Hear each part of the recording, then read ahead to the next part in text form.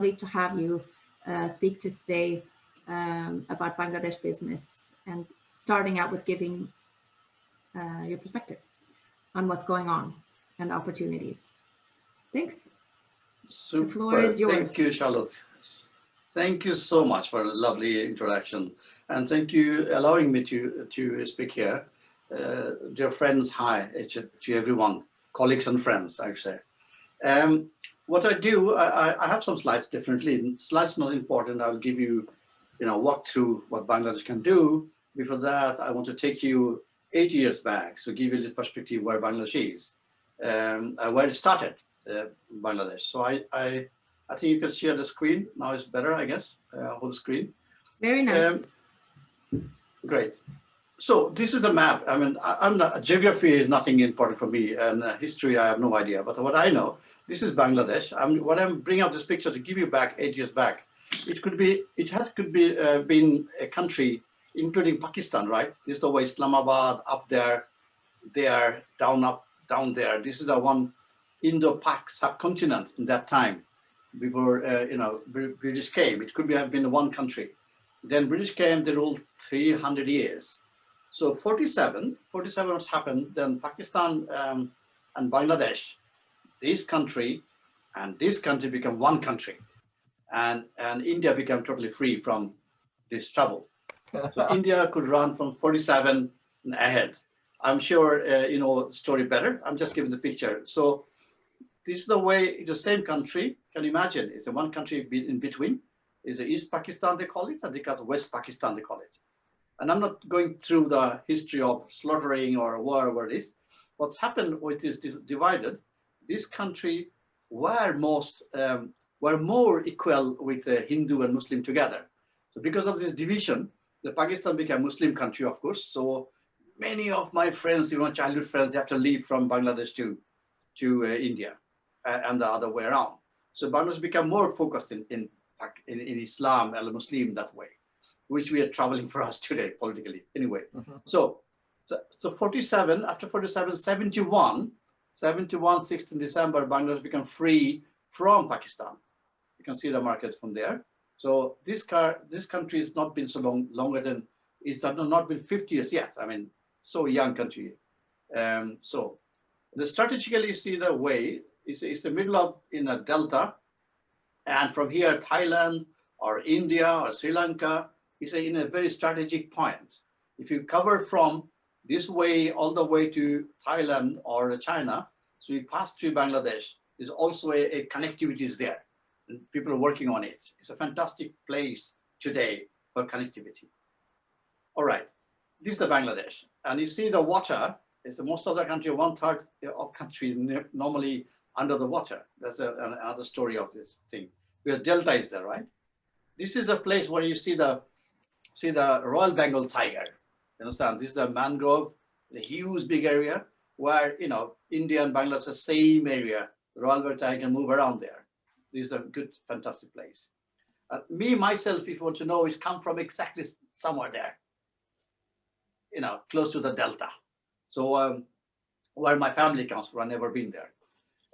What else we can say about that? The water is very important. It comes from Himalaya, those areas, so very important. The dry season become dry up here, and now it's rainy season. It's come everything underwater.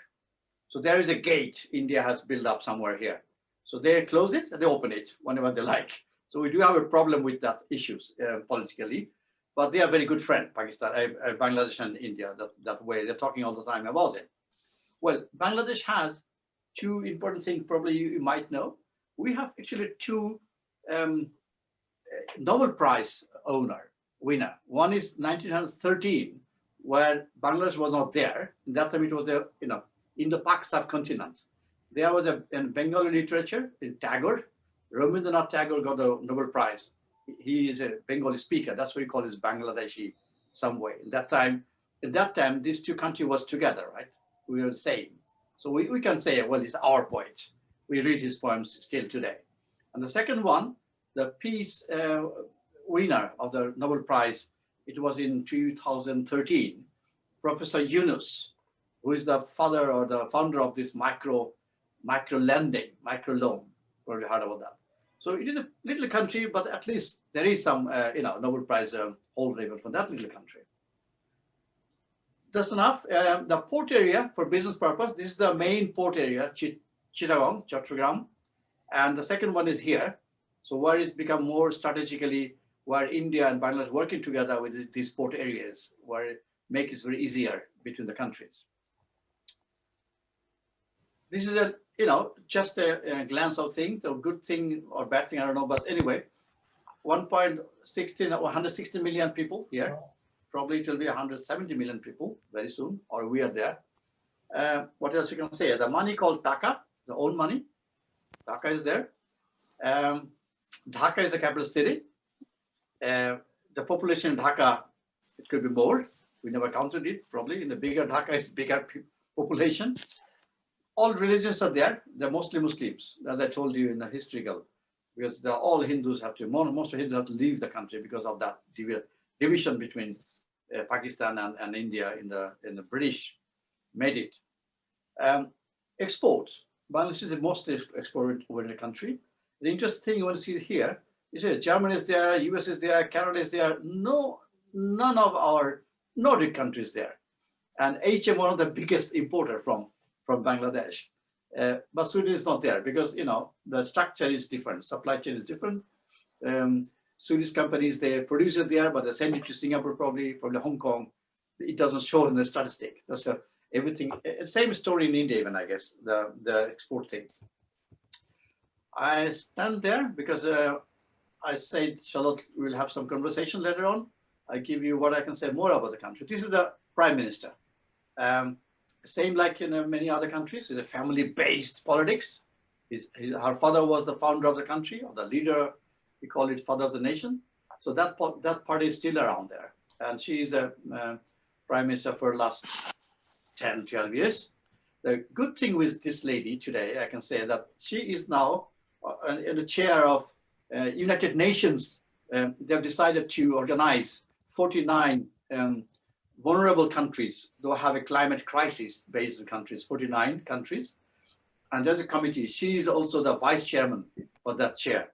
So she is holding really that chair because of last couple of years, she has shown really good job in Bangladesh. So they count Bangladesh as a role model because of this crisis thing. So she's doing really good. And for that reason also, the trade relations getting better, definitely. She's promoting Bangladesh in a different way, right? This is investment for Nordic countries. It is growing, that I want to just say. It's growing, it could be better. Because Nordic countries like Norway, Denmark is doing better.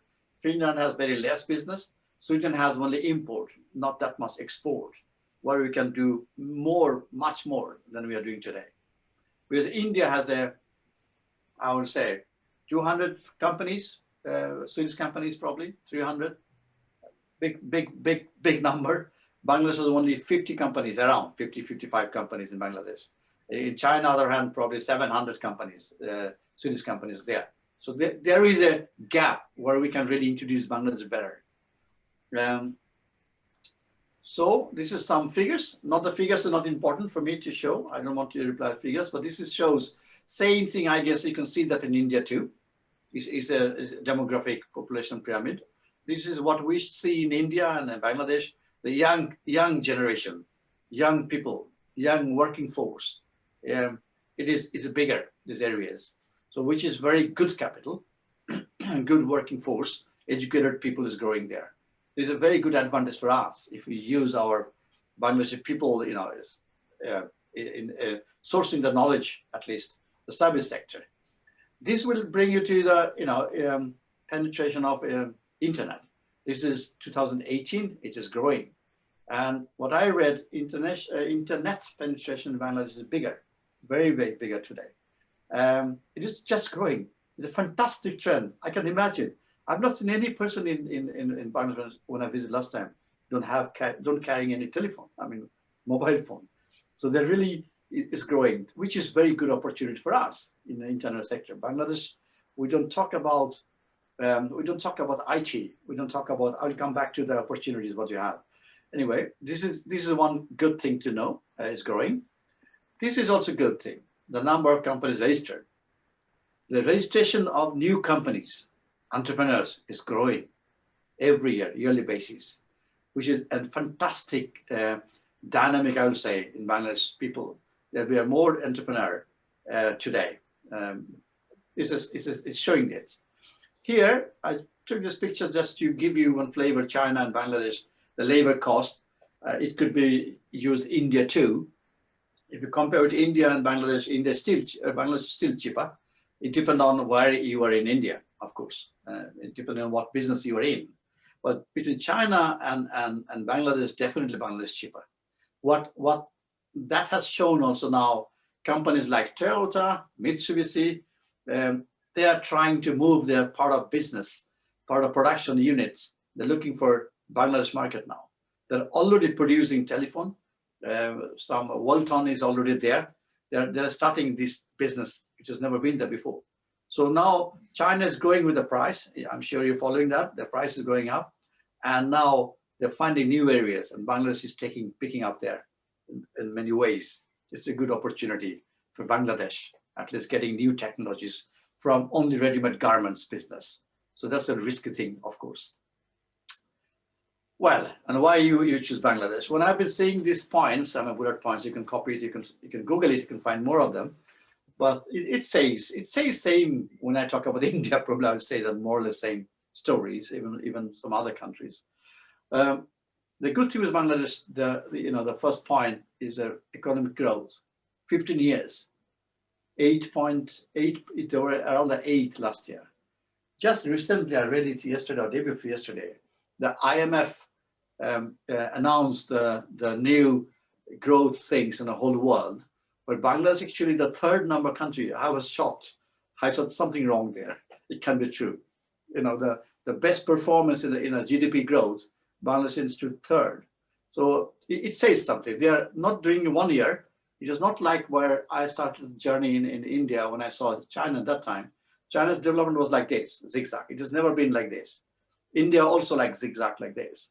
The Bangladesh is showing the performance system really is growing slowly and steady, is going up.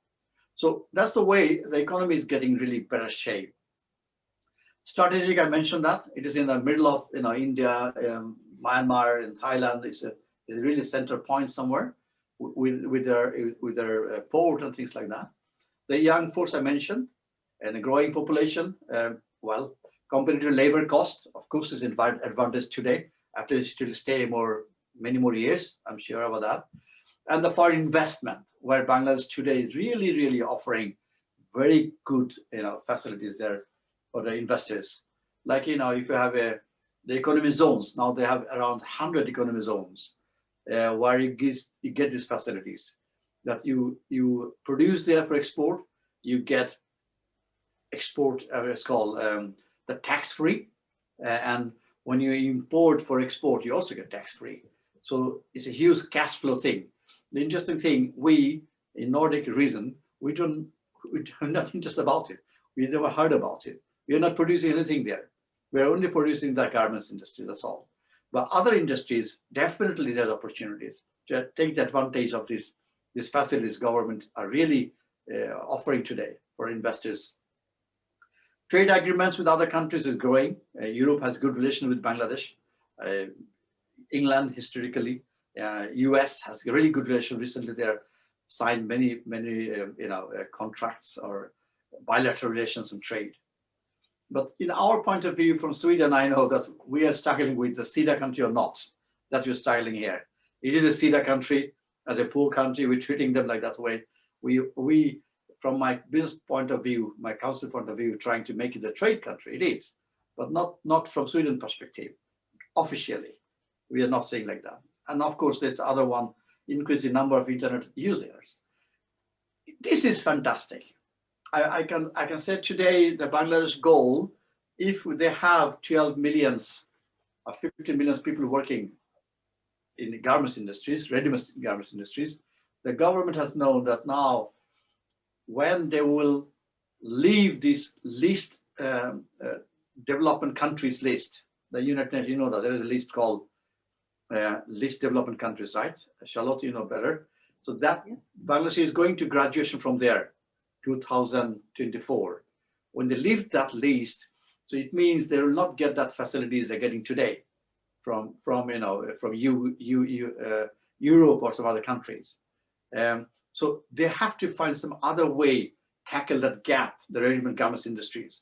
And their next goal they're working on is IT, software development, IT. So their plan within next 5 years, they're planning to export IT software, where it is IT related, ITC, IT, SE, all these sectors. They plan to 5 billion they want to export in IT sector. It means they're also investing as a country 10 million new people. They want to educate and train them in the IT sector.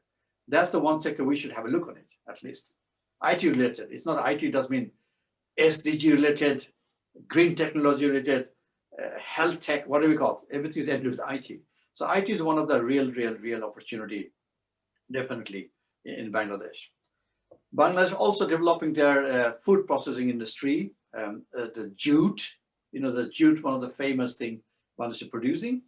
There is a Swedish company that they are working today to use the jute in a cars or making other product out of it. So that's also what's coming up. Leather sector. I just saw there is 100 industries, steel industries in Bangladesh. I didn't know that, just I counted because I should talk to you. Then the another sector we have very less idea about. It's called pharmaceutical. The pharmaceutical, we know India is having many companies. Bangladesh also many countries. It is from the British. So the leftist pharmaceutical industries from that time. So that industry now is booming. They're exporting now. I saw Holland. They're exporting to UK. They're exporting to US. Not everyone, but they have that standard. They can export it today. And WHO allowing Bangladesh to produce this medicine for export. They are definitely exporting to Africa's country, Australia, in Asian countries, but not Europe that much. So pharmaceutical or healthcare areas, there's two areas you can definitely have a look on. If production or new marketing, new product, and IT.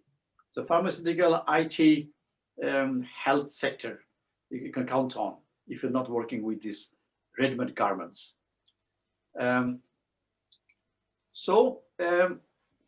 If I conclude my little words about it, there is also the reasons, many other reasons. The risk also there, right? It's a small country, political risk like any other emerging market. It could happen, legislation. But today, I think the risk is minimized some way. The government and government people, bureaucrats understood. So that the growth they have, they don't want to lose it. There is a mindset.